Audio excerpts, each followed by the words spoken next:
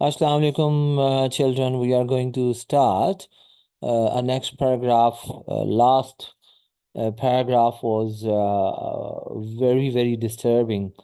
And the last sentence was Chalo, he shouted almost fiercely. So it was the order to execute him, to start the action. So here, there was a clanking noise. But before that, let me talk about this paragraph's background. This paragraph is describing the moment immediately after the execution has taken place. The focus is on the sudden silence after death, the reaction of the dog, and the final visual confirmation of the prisoner's death. It highlights the finality and horror of execution, or in other words, capital punishment. Now start the lines. There was a clanking noise and then dead silence. The clanking noise is suggesting here a harsh metallic sound that comes from metal when it strikes, one strikes the other. It is associated with machinery, and it indicates that the execution is carried out mechanically rather than humanly. The sudden dead silence, another phrase, is absolute and final. It shows the instant end of life. The prisoner who was standing 1 second ago is no more. The world is finished. One world is finished. It shows the sharp contrast between noise and silence. In one sentence, both ideas are found, noise and silence.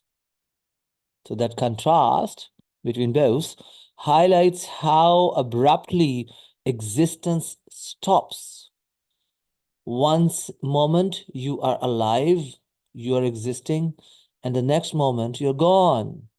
Your existence is nowhere now.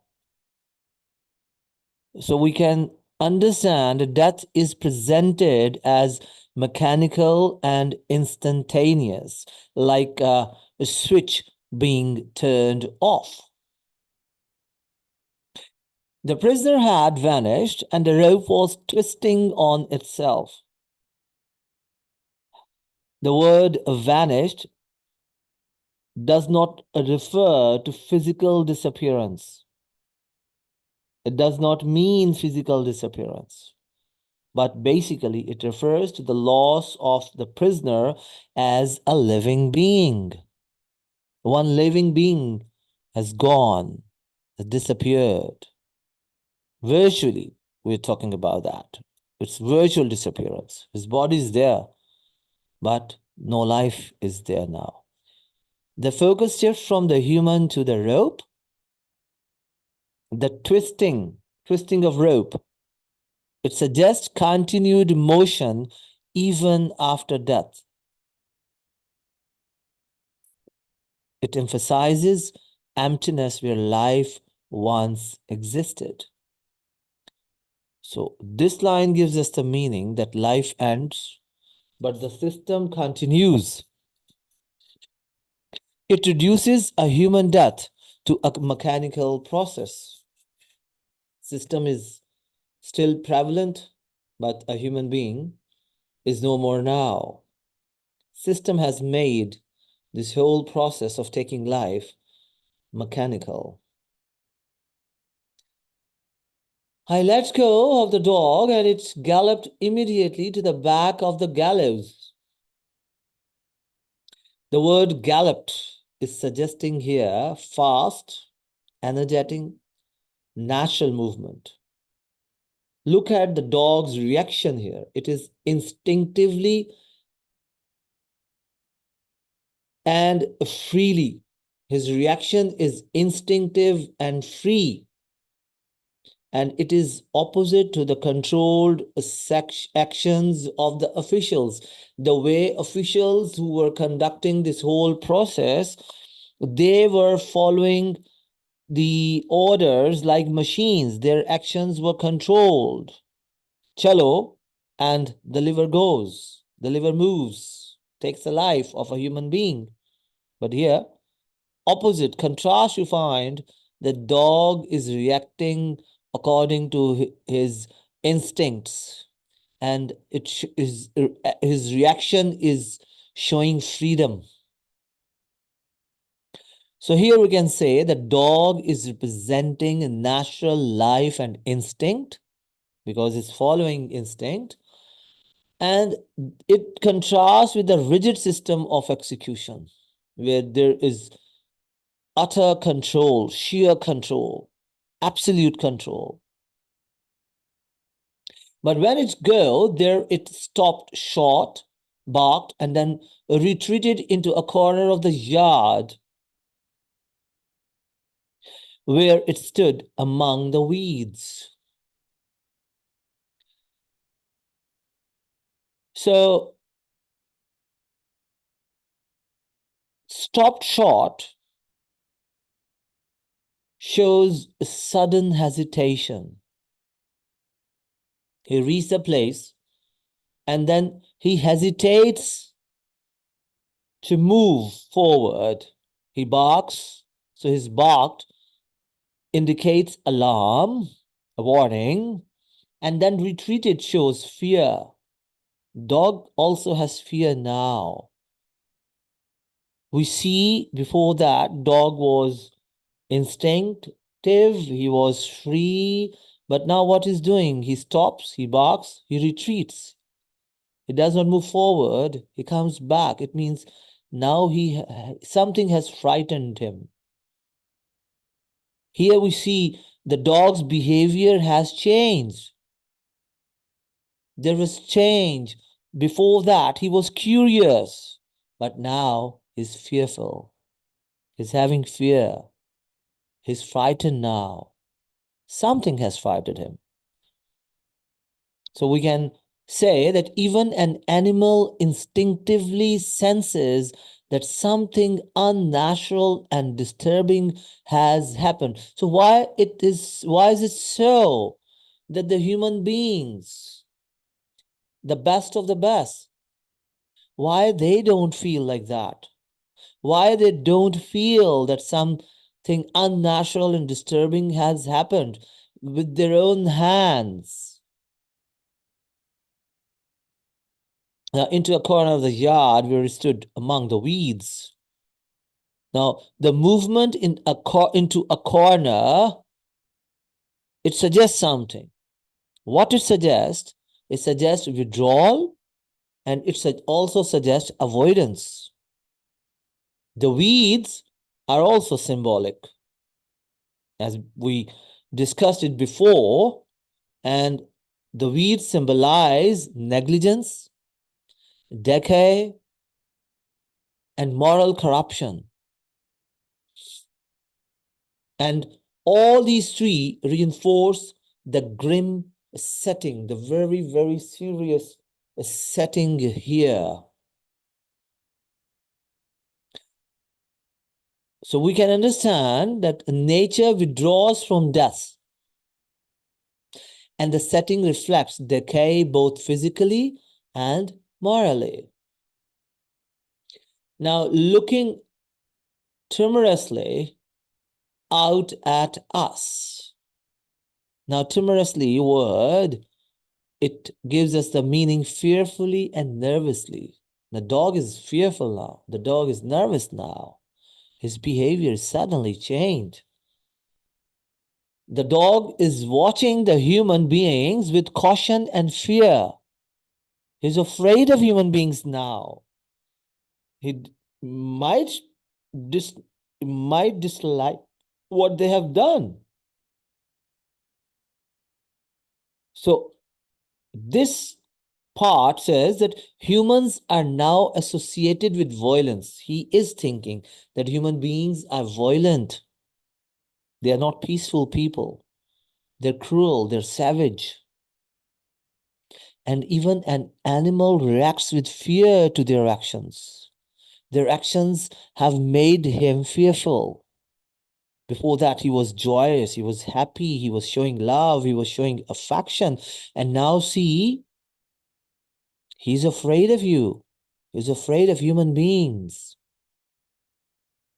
We went round the gallows to inspect the prisoner's body. Now, after the death, inspection starts. Inspect means, or here, inspection gives us the idea that something is clinical, something is formal. And this inspection is usually done or used for objects. So that word inspect shows emotional detachment again. And this word inspect also shows that it is a routine procedure when you execute a human being. After that, when he is dead, you inspect his dead body. Either he has completely lost his life or not. So we see that the prisoner is no longer treated as a human being. Before that, even he was not. But still, there was some kind of feelings that still he is a human being, he is alive. But now it is considered as an object. System is treating him as an object. They are checking him, they are inspecting him. He was dangling with his toes pointed straight downwards, very slowly revolving, as dead as a stone. The idiomatic expression is there. Now see the word that his toes were dangling. This dangling word suggests a lifeless suspension without control. The posture is rigid. The posture is unnatural. And that posture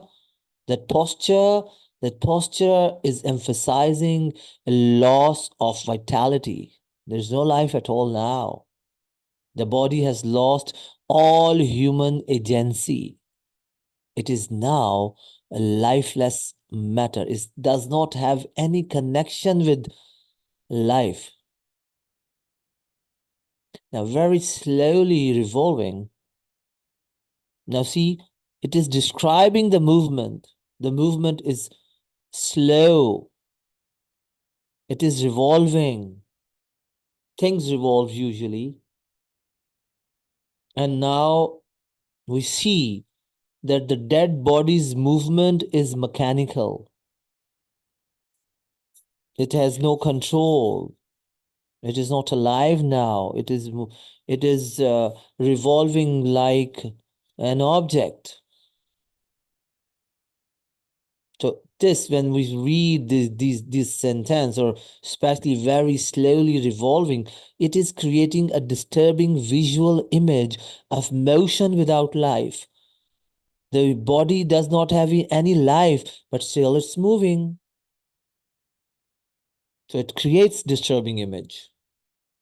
We can visualize it. Just close your eyes and see a person's body is hanging and he's dead, but still his body is revolving like an object.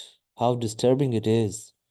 Just close your eyes and just experience it by your own. As dead as a stone. See the simile here. The simile is comparing the body to a stone, something completely lifeless, inanimate. It removes all human identity. Now it is like a stone, motionless, lifeless, emotionless. So we can say the prisoner is reduced to an object here, and it is emphasizing the finality and irreversibility of death. Now, what has done cannot be undone. Life has been taken. Now you cannot give that life back. Now, we'll finish here, we'll stop here, and let me talk about literary techniques. We have four literary techniques used here in this paragraph: imagery, simile, symbolism, and contrast. Let's discuss them. Let me give you examples from the passage one by one. We have been discussing that Orwell uses strong visual imagery. Now see the examples. The word dangling, it creates visual imagery. Twisting rope, it creates an image. Slowly revolving, it also creates an image. Visual imagery. And why all these words are presenting the physical reality of death. It means that these vivid details force us, we reader, to confront the reality of execution. That execution is real. It is not unreal. It has happened now. It has happened in front of our eyes. So we have to confront it. We have to face it. We have to bear it. We have to tolerate it right now because it's done now. Then you see the simile at the end, as dead as a stone. It is emphasizing complete and irreversible death. It removes humanity and stresses total lifelessness. No emotions, no feelings, no breath, no movement, no control at all. Then we find symbolism too. Twisting rope is symbolizing. It symbolizes end of life and emptiness. Then dog retreats. Dogs retreating is also symbolizing. It is symbolizing natural fear of death. Even animal is afraid of death. So we can say objects and actions reflect deeper truths about death and human response. Animal is behaving naturally as compared to human beings. Now, move to the contrast. We find contrast. We've been finding contrast in every paragraph. So here we find contrast between two. First one is movement of the dog, and on the opposite side is stillness of the body. Animal is moving, human being's body is still. And on the other side, we find life, that is our instinct, and death, that is silence. So this contrast highlights a sharp divide between living energy and lifeless stillness.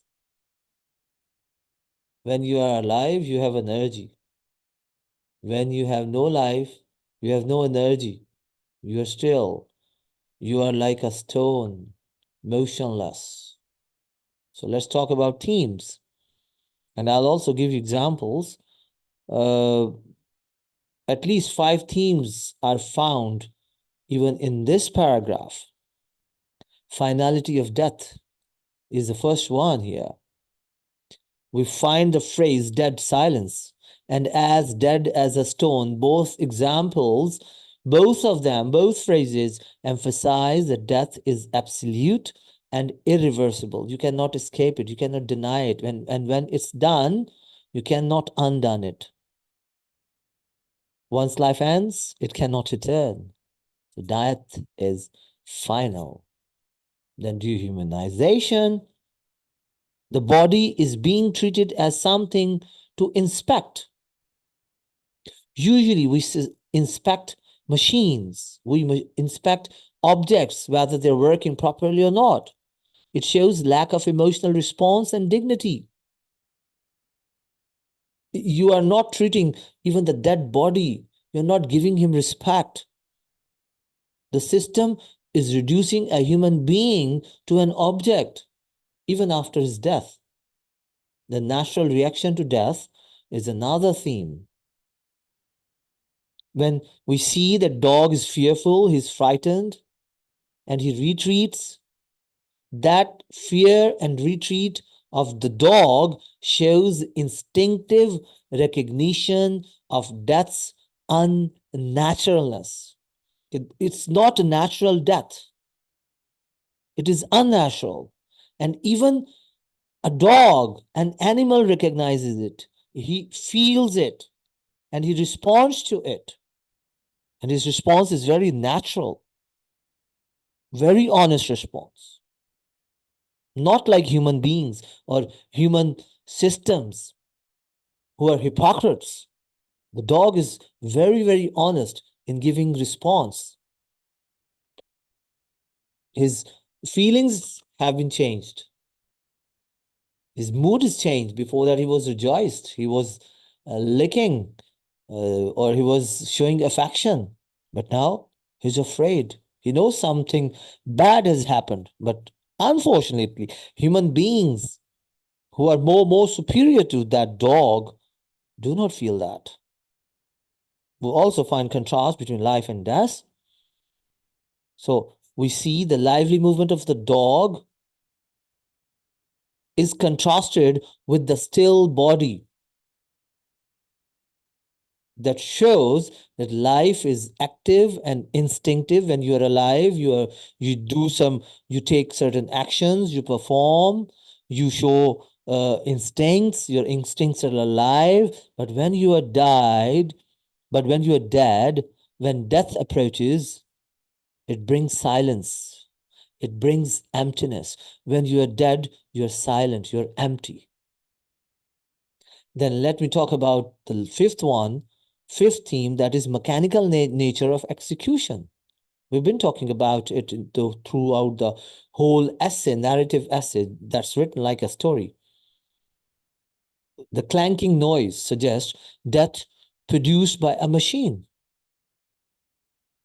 It shows that execution becomes a controlled, emotionless process. That is the most disturbing thing. As a reader, we can feel. Then let me talk about very briefly about Orwell's style, because obviously in every paragraph there will not be much change in his style. So in this passage, if you see, he's using simple, direct, and highly visual language. All the three qualities you'll find throughout the essay. His focus here is on physical detail, and that focus is creating a realistic and disturbing image of death. That image is disturbing us. Even the tone remains detached and observational. Still, the tone is detached and observational. It shows that the lack of emotional commentary makes the brutality of the scene more powerful and shocking. That the people who are observing it, even they are detached. Let me critically analyze it. If you see this paragraph, it is presenting the aftermath of execution in a stark and unemotional way, detached way, very mechanical, no emotions. A writer shows how life disappears instantly, abruptly, suddenly, and it leaves behind silence and a lifeless body. It's just like a stone now. It's just like an object now. We see the dog's reaction here, different reaction after the death. That different reaction reflects natural fear and awareness. It provides us contrast with the official's clinical, mechanical, detached, emotionless behavior. Moreover, the act of inspecting the body shows how death has been normalized within the system. It's just a process. It's just a step in the whole process. The comparison of a body to a stone removes all humanity. It dehumanizes it. It dehumanizes a person, and it also emphasizes finality, that death is final, ultimate end. So we can say the real horror lies not only in death, but in how easily it is accepted and processed by the system. They have accepted as it is a routine. That is more disturbing. That creates horror in us, how cruel, emotionless these people are. That is the disturbing thing. Here we